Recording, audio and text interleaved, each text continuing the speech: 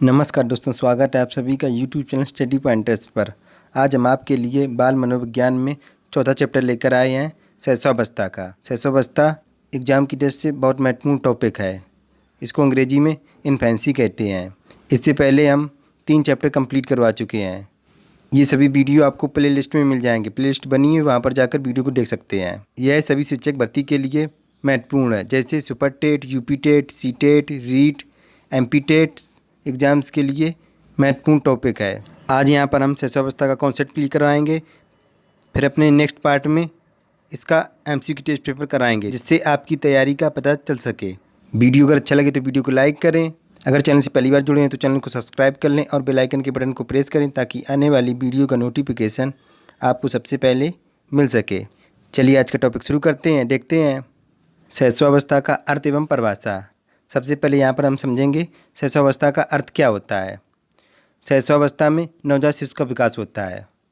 जो शैशवावस्था होती है उसमें नवजात शिशु का विकास होता है। यह वह अवस्था है जो बालक के संपूर्ण जीवन को प्रभावित करती है। शैशवावस्था की जो अवस्था होती है यह बालक के संपूर्ण जीवन को प्रभावित करती है। शिशु को अंग्रेजी में इन्फेंट कहते हैं।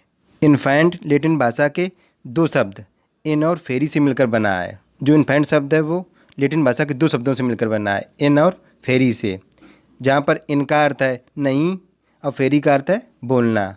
इस प्रकार इन्फेंट का अर्थ हुआ बोलने के अयोग।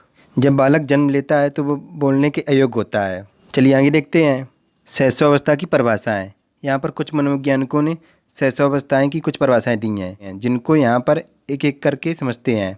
सबसे पहली परिभाषा देखते हैं शैशवावस्था की वैलेंटाइन के अनुसार। वैलेंटाइन ने क्या कहा था? शैशवावस्था सीखने का आदर्श काल है। जो शैशवावस्था होती है वो सीखने का आदर्श काल होती है। ये किसने कहा था? ये वैलेंटाइन ने कहा था। नेक्स्ट परिभाषा देखते हैं फ्रायड के अनुसार। फ्रायड ने शैशवावस्था की क्या परिभाषा बताई थी? मनुष्य को जो कुछ बनना होता है प्रारंभ के 4-5 वर्षों में बन जाता है। फ्रायड ने कहा था कि मनुष्य को जो कुछ बनना होता है प्रारंभ के 4-5 वर्षों में बन जाता है। यह फ्रायड ने कहा था। नेक्स्ट परिभाषा देखते हैं जॉन लॉक के अनुसार। जॉन लॉक ने शैशवावस्था की क्या परिभाषा बताई थी?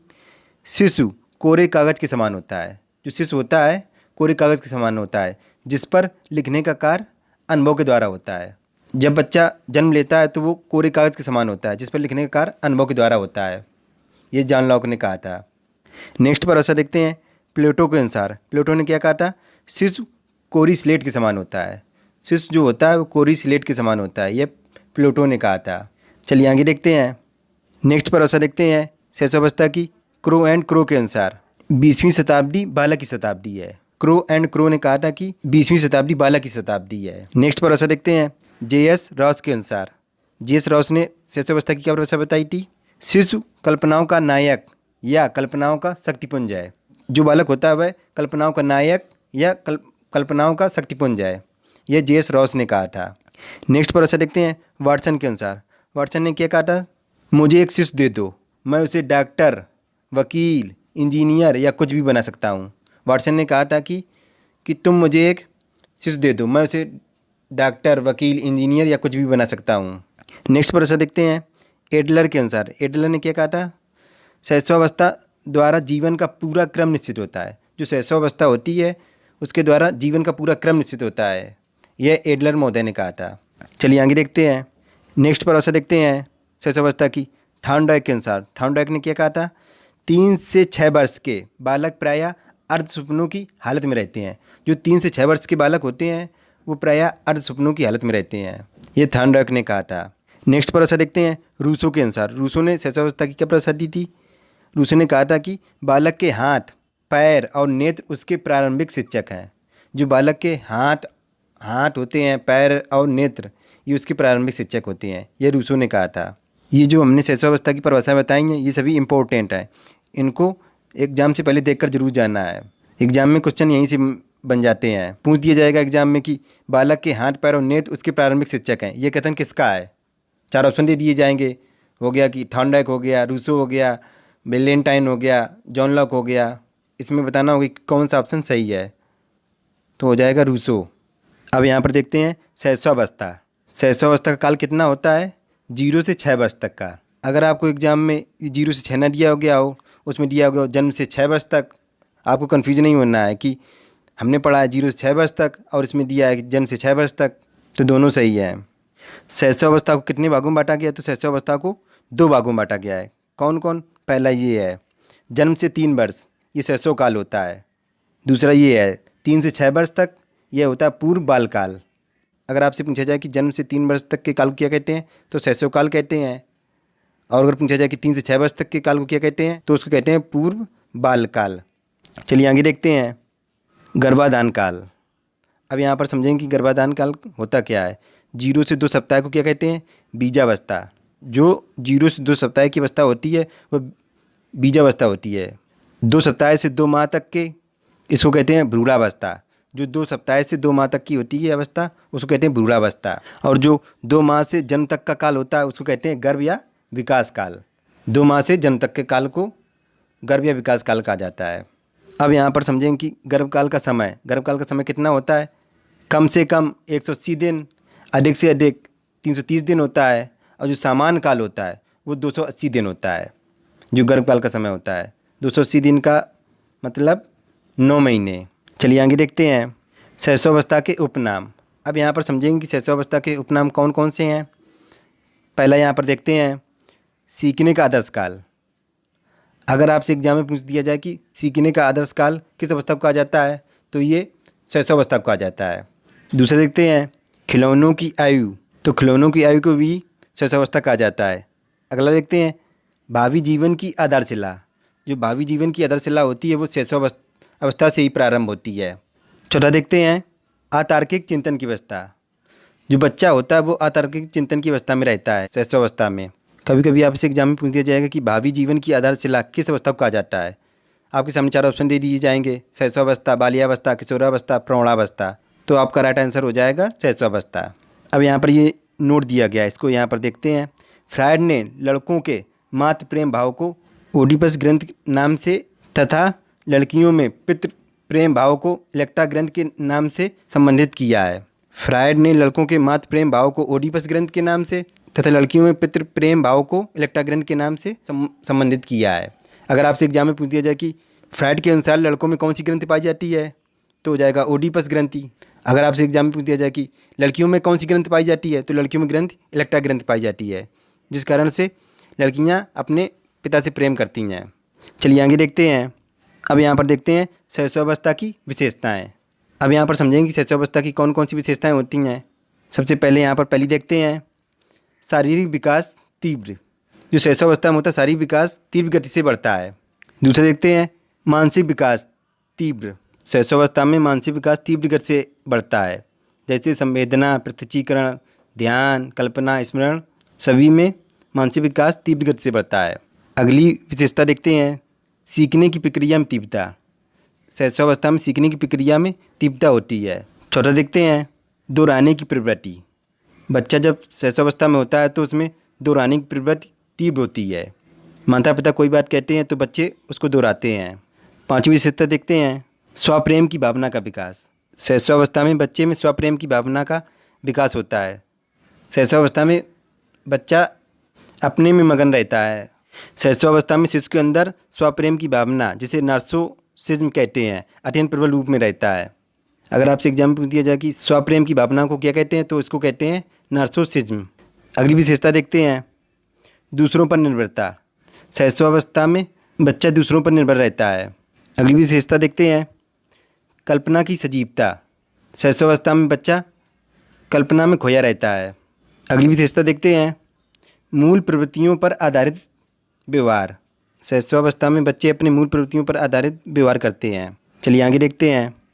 अगली विशेषता देखते हैं शैशवावस्था की दूसरे बालकों में रुचि या अरुचि। शैशवावस्था में बच्चों को दूसरे बालकों के प्रति रुचि या अरुचि रहती है। अगली विशेषता देखते हैं शैशवावस्था की काम प्रवृत्ति। शैशवावस्था में बच्चे में काम प्रवृत्ति की तीव्रता अधिक होती है। शैशवावस्था में काम प्रवृत्ति तीव्र होती है। वह अपनी काम प्रवृत्ति की भावना को, जैसे माता का स्तनपान, हाथ पैर के अंगूठे का चूसना, चम्मच को चूसना इत्यादि क्रियाओं के द्वारा अभिव्यक्त करता है। अगली विशेषता देखते हैं जिज्ञासा की प्रवृत्ति। शैशवावस्था में बच्चे को जिज्ञासा की प्रवृत्ति रहती है कि ये कैसे हुआ, ये क्या हुआ, ये क्यों हुआ, से युक्त प्रश्न पूछता रहता है। अगली विशेषता देखते हैं, अकेले व साथ खेलने की प्रवृत्ति। शैशवावस्था में बच्चा अकेले खेलना ज़्यादा पसंद करता है, वह अपने खिलौनों से खेलना पसंद करता है और धीरे धीरे साथ खेलने की उसके अंदर प्रवृत्ति हो जाती है। अगली विशेषता देखते हैं, अपरिपक्वता। जब बच्चा शैशवावस्था में होता है तो उसके अंदर अपरिपक्वता होती है। अगली विशेषता देखते हैं शैशवावस्था की, अनुकरण द्वारा सीखने की प्रवृत्ति। जब बालक शैशवावस्था में होता है तो उसको अनुकरण द्वारा सीखने की प्रवृत्ति अधिक होती है, वह अपने माता पिता के द्वारा अनुकरण करता है। अगली विशेषता देखते हैं, शिशु अंतर्मुखी। शैशवावस्था में शिशु अंतर्मुखी होता है, उसको बाहरी दुनिया से कोई मतलब नहीं रहता है, वो अपने में मगन रहता है। अगली विशेषता देखते हैं, संवेगों का प्रदर्शन। जब बच्चा 2 वर्ष का हो जाता है तो उसमें 4 संवेगों का उदय हो जाता है। पहला हो गया भय, दूसरा हो गया क्रोध, तीसरा हो गया पीड़ा, चौथा हो गया प्रेम। 2 वर्ष की अवस्था में उसके अंदर 4 संवेग उत्पन्न हो जाते हैं, भय, क्रोध, पीड़ा और प्रेम। अगली विशेषता देखते हैं, शैशवावस्था की लास्ट विशेषता है ये, सामाजिक भावना का विकास। प्रारंभ में बच्चे में सामाजिक भावना का अभाव रहता है, वह अकेले ही खेलना चाहता है, लेकिन शैशवावस्था के अंतिम वर्षों में उसमें सामाजिक भावना का विकास होता है। अंतिम वर्षों में जब बच्चा 6वें वर्ष में आ जाता है।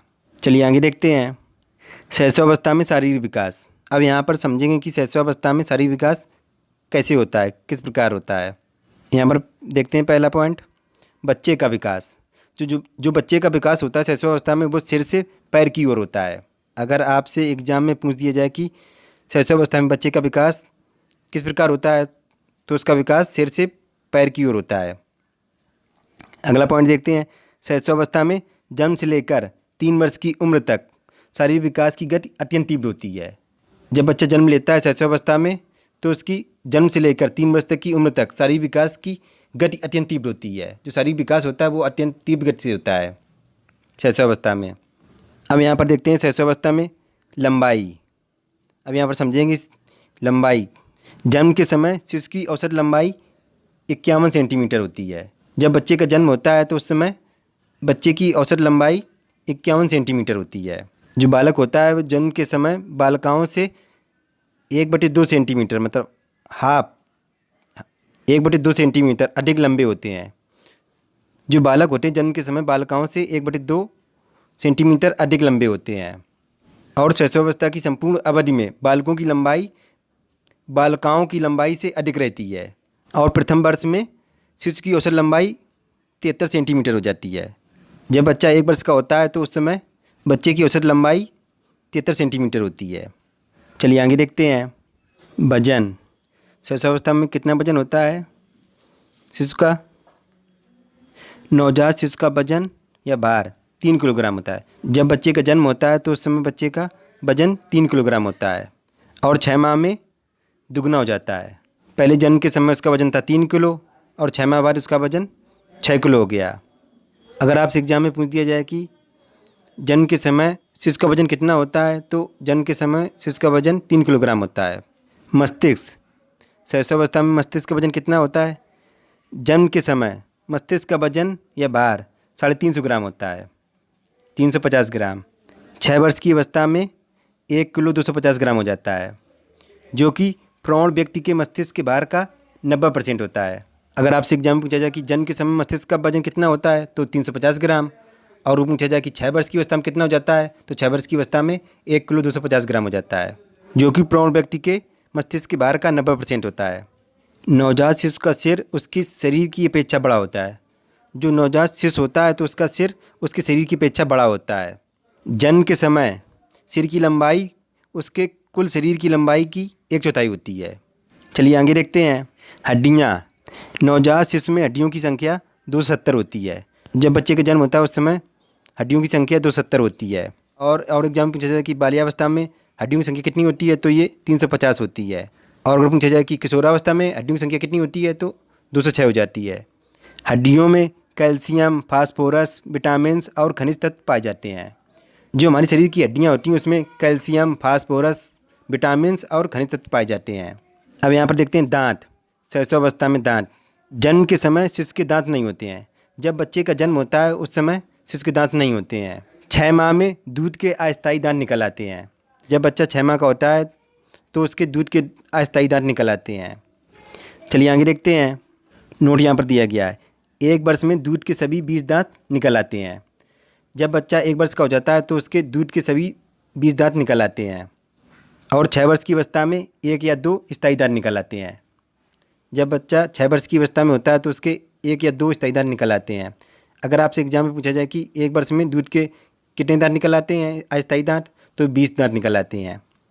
और अगर पूछा जाए कि 6 वर्ष की अवस्था में स्थायी दांत कितने निकल आते हैं, तो 1 या 2 दांत निकल आते हैं। अब यहाँ पर देखते हैं हृदय की धड़कन। शैशवावस्था में जन्म के समय शिशु की धड़कन अनियमित होती है। जब बच्चे का जन्म होता है तो उस समय जो शिशु की धड़कन होती है तो वो अनियमित होती है। और शैशवावस्था में हृदय की धड़कन 140 बार 1 मिनट में धड़कती है। जब बच्चा शैशवावस्था का होता है तो उस समय 140 बार धड़कता है 1 मिनट में। और अगर पूछा जाए कि बाल्यावस्था में 1 मिनट में कितनी बार धड़कता है, तो 100 बार धड़कता है। और अगर पूछा जाए कि किशोरावस्था में कितनी बार धड़कता है 1 मिनट में, तो वो 72 बार धड़कता है।